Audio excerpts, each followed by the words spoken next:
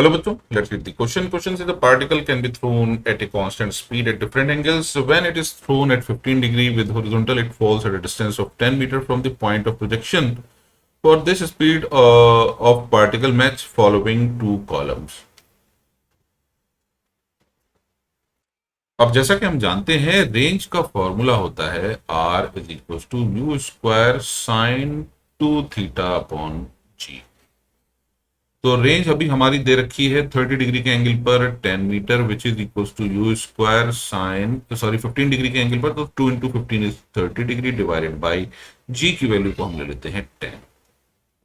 तो हमारे पास you square आ जाएगा 100 into 2 that is equal to 200।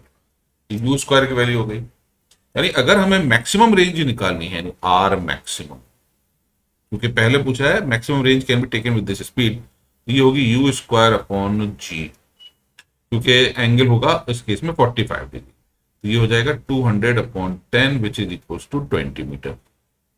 तो हमारा जो पहला ऑप्शन है वो है ए का क्यू।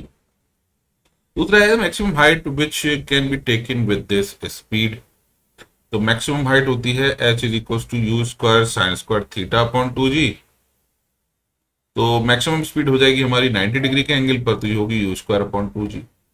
यू स्क्वायर की वैल्यू ऑलरेडी हमें दे रखी है 200, तो 200 अपॉन ये हो जाएगा 20 that is equal to 10 metre.